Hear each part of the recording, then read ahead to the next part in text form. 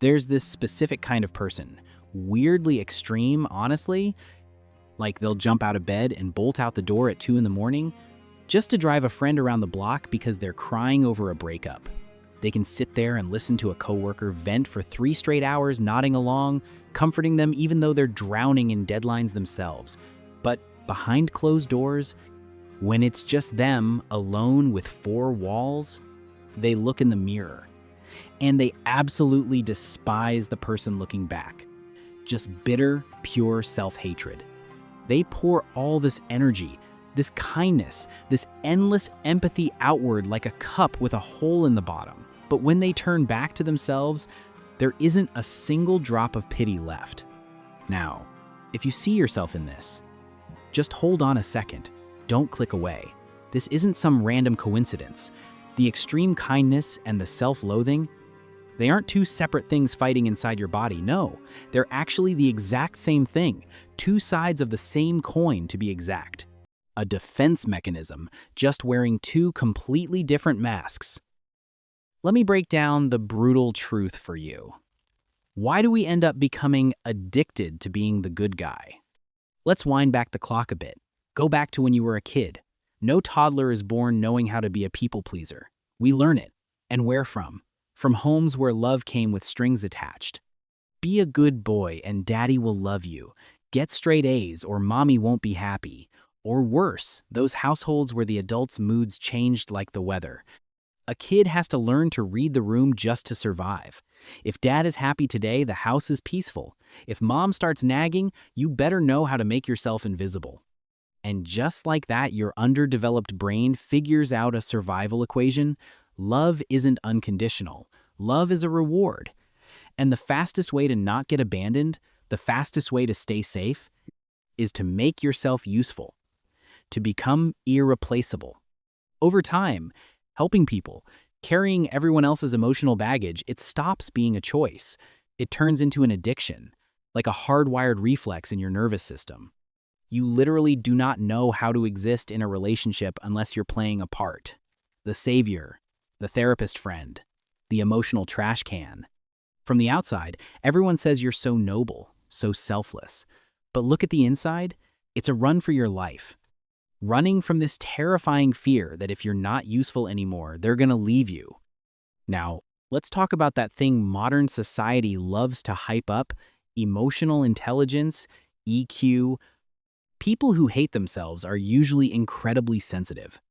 They walk into a room, and just from a boss's raised eyebrow or a coworker's slight sigh, they know exactly what's up. They know how to tweak their tone of voice, what to say to smooth things over, exactly what birthday gift someone's gonna love most. They are world-class listeners. But, sorry to be blunt here, that is not high EQ. That is the survival skill of a trauma victim. It's like an animal in the deep woods, keeping its ears pinned back, listening to every tiny rustle just to know which way the predator is coming from. You had to learn to read people as a kid because if you didn't, you'd be hitting a wall of screaming rage or freezing silent treatment from the adults around you. And the biggest trap here? The internal accounting system. Every single time you do something nice, you quietly log it into a ledger in your brain. I helped this person today, so that means I'm worth a little bit more. Except that worth account evaporates insanely fast. All it takes is one day where you text and they don't reply. Just one time you ask to hang out and they say no, boom, the mental scale collapses. You drop straight down into that black hole of worthlessness. And you're right back to feeling like you're absolutely nothing to this world. In Stoic philosophy, there's this beautiful concept about freedom. You are only truly free when you don't depend on things outside your control.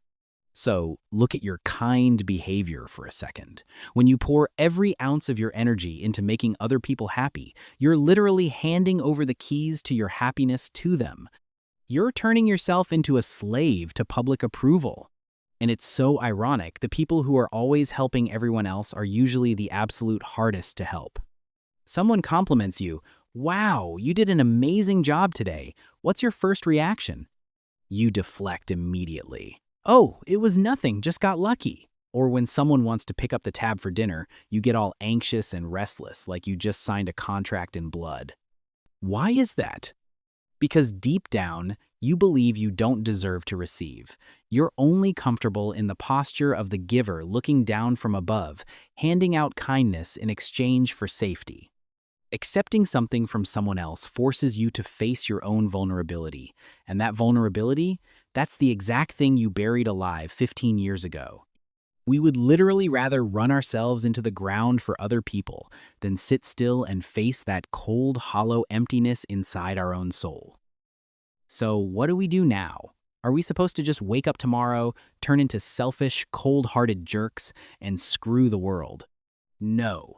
Nobody's telling you to do that. Your warmth is real, your kindness toward this world is 100% genuine, and it's a beautiful thing.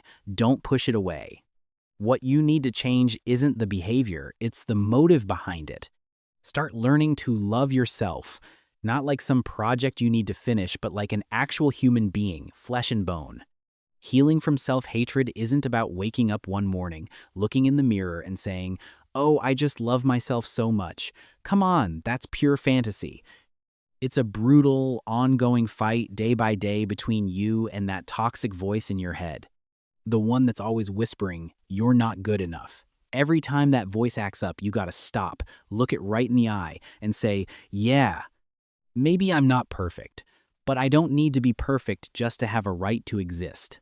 Practice saying no to the things that drain your battery. Practice taking a compliment without trying to explain it away. And most importantly, learn to forgive yourself. You've been playing the world's hero for way too long now. It's time to come home and be the protector for that kid who's still curled up, terrified, inside of you.